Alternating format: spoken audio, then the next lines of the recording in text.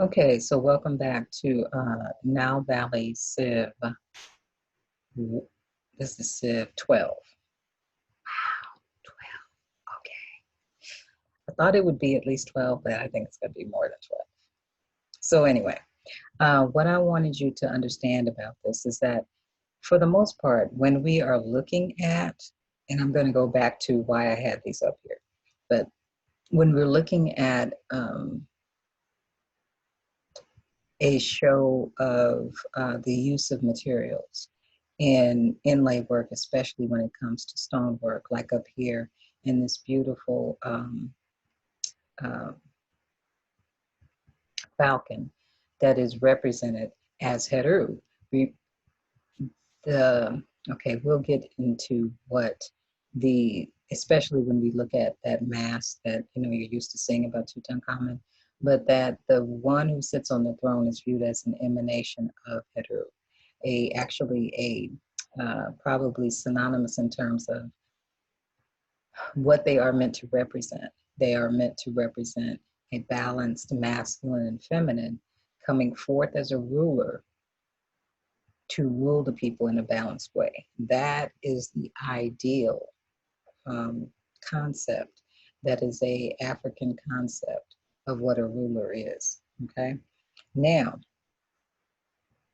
so the fact that we have the falcon here, so I'm going back a little bit, but the fact that we have the falcon here, that is symbolic of Heru, and then the ruler also being symbolic of Heru is no accident, okay?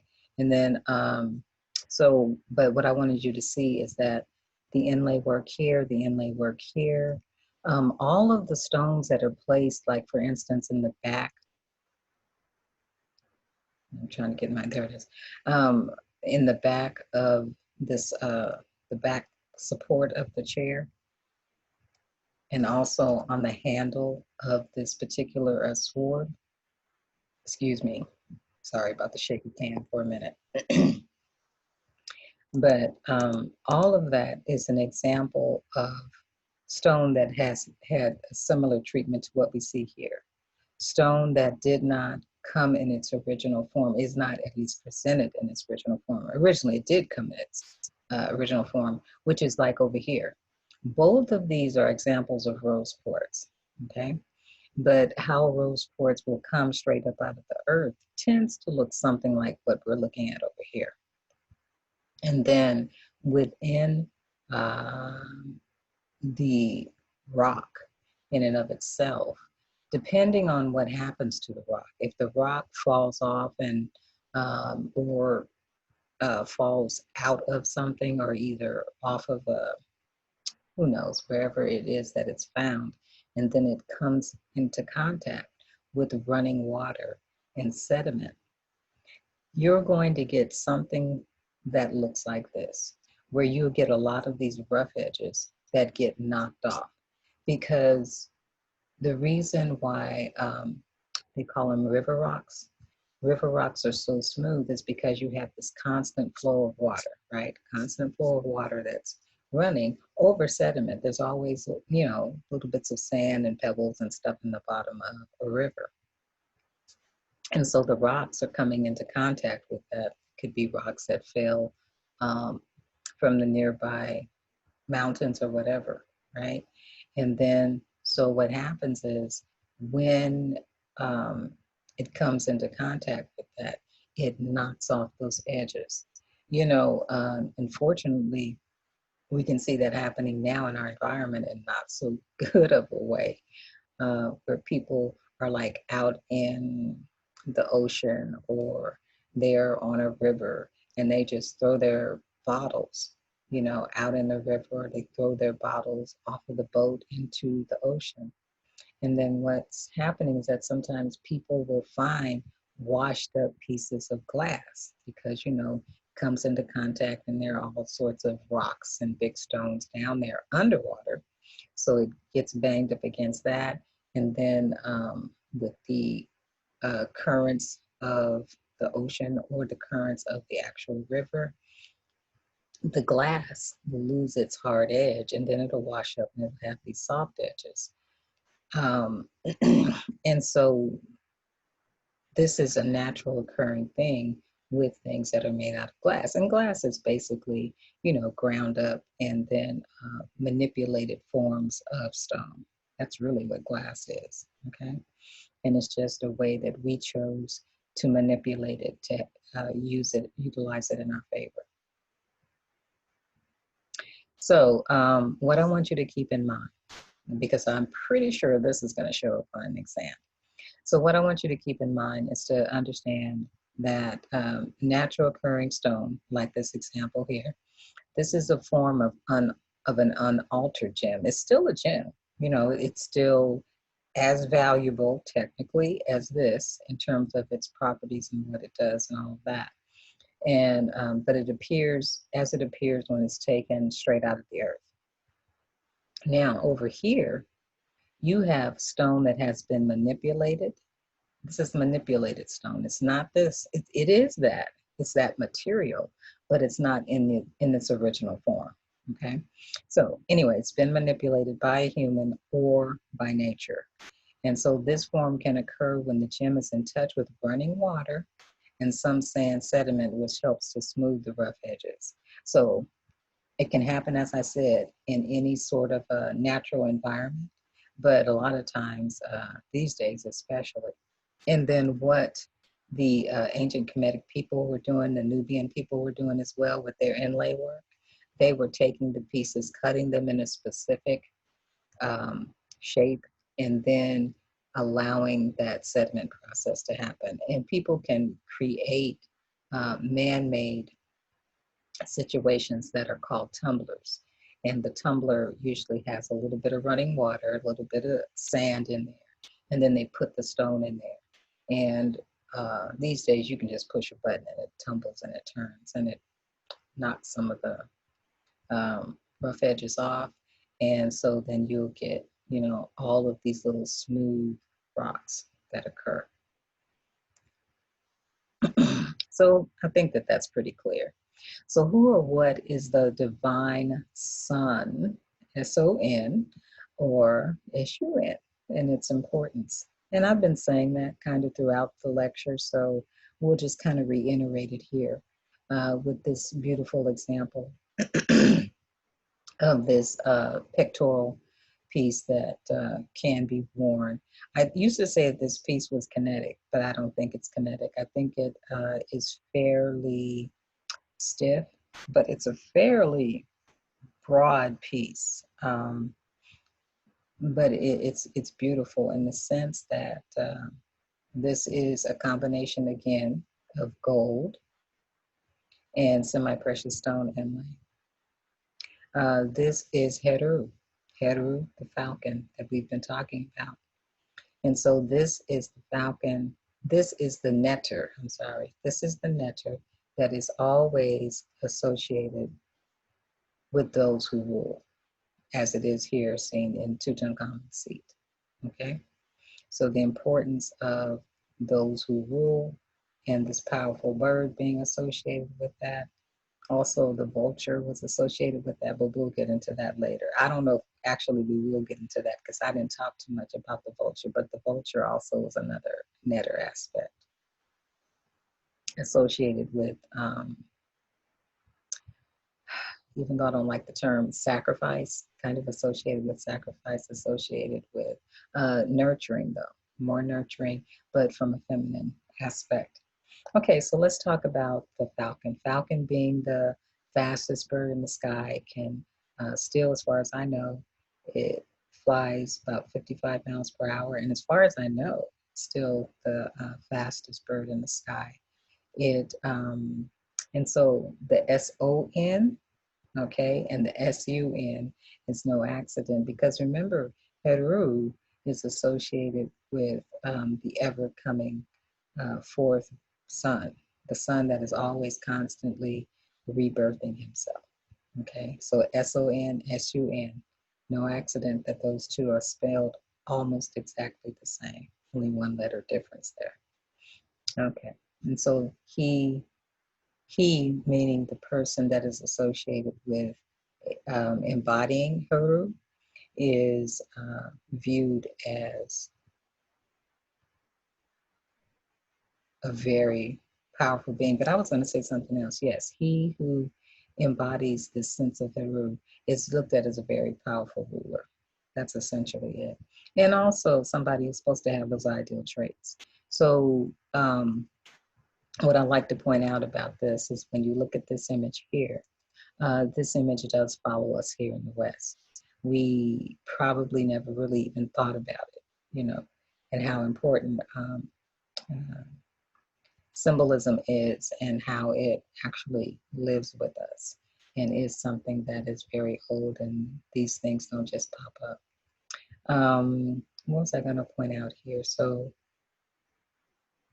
okay, so look at the way that the bird is stylized. Now, I say stylized, what that means is that if we were to see a falcon out in nature, and even if that falcon, as this bird appears to be right now, based on the posture, was on its back and the wings were spread and the legs are kind of open like that, this is still very much a stylized version of that. That it means it's not going to look like this, and it certainly wouldn't look this stiff.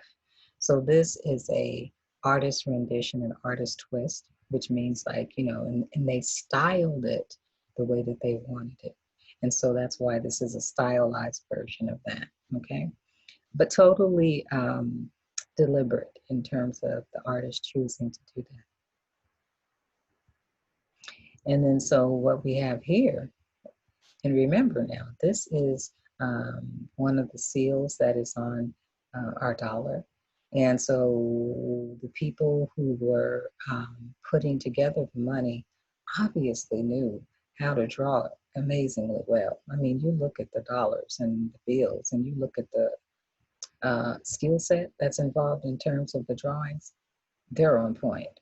So the way that the bird is drawn here, which is an eagle in this particular case. Now, the eagle is a prevalent bird in this particular region of the world, so that's why the eagle is depicted here. But look how the eagle is depicted. It's stylized as well. Eagles don't naturally look this stiff, okay? But I want you to check out some things. Take your time and look, either pull out a dollar when you want to, and you're going to find that there's a lot of 13s that are showing up here. Lots of 13 strikes, arrows, leaves, berries, stars, and that this particular star that is 13, that by the way is in the form of that symbol, like similar to what you might see in an atom, is really taking the place of this right here, which is the coming forth sun, right? The powerful sun, the sun that's needed as a source of life. And so that sun turns into this sort of soft, lacy halo with 13 stars in the center.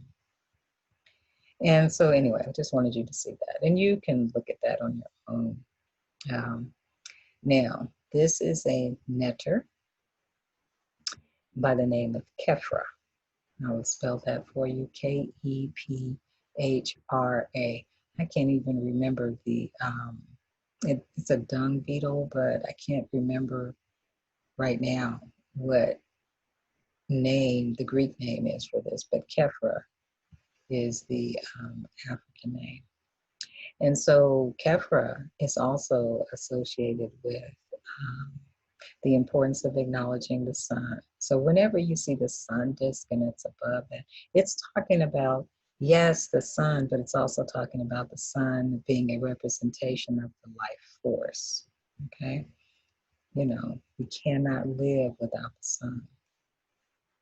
And the sun is that, but it isn't, okay? So, but we'll go with that, but a representation of the life force. And so this is another beautiful little pectoral piece that more than likely had some sort of attachment in the back where this could be hung on the body, worn properly over the clothing of those in power. And so this is gold. And notice that we have not only solid gold, but we have textured gold here, just similar to what we were looking at on the knife. but not done the same way. This to me looks more like hammered, where that looked like soldered design. This to me looks like hammered metal, okay? This textured stuff right here. And there may even be some in between these bands, like right along in here, this little thin area. That looks like that could be banged or hammered metal, but I'm not sure. Certainly, though, there's a lot of inlay work here. So this is inlay work. This particular one is a setting, but it's a setting that is not done with a prong. It's a setting that's still done into something that would be prepared to take inlay. But the rest of this stuff pretty much is strict inlay work. There's a little bit of raised surface here when it comes to the legs of the beetle. And there's a raised surface when it comes to the body of the beetle as well. Okay, so let's talk about the symbolism that's involved with the dung beetle. The dung beetle was very important because it was associated with the natural regeneration process and the cycles of life, what a dung beetle does. And so it's associated with self-regeneration. That's the symbolic stuff that's happening with Kephra. But what a dung beetle does out in nature is that it will take dung, probably from that of like cows, and then it lays its eggs into the dung. Once it does that, it kind of rolls it up into a little ball. And then these balls that they have, it could be funny, but anyway, the balls that they have, they put them out in where the sun can get exposure to the dung. And then after a while, what's going to happen, it sets up sort of an incubated process. And then what happens is you're going to have more new life that is going to come out of the dung. And it'll be more new baby beetles, okay? So this concept of being able to use something like waste and then being able to see life come out of the waste is a process of knowing the self, again, that people are expected to be in touch with in a society like this, where people are supposed to understand that it's very important to self-regenerate, to give yourself the sort of life that you need, and to nurture yourself so that you can move on to better places, and to allow processes to come and go, kind of like to go with the process and to go with the cycle. And then even when something that feels like waste happens in your life, that understand that in that waste, that feels like waste, there is a gift and there is new life that can come out of the waste. Because waste has to go a lot of times. Waste is something that is just that, something that has to go. But when we toss things out, just think of like when you're cleaning up your home. When you toss things out, you can allow new things to come in. If we get too much clutter in our space, then it's no room for new things to come in. So sometimes things need to leave so that new things can come in. Same concept here that's happening with Kephra as a concept of a nectar. Okay, then how that can be applied to the philosophy of self. Okay, so with that, I'm going to stop. And so that ends 12. And then what we'll do is we'll start up with 13 right here.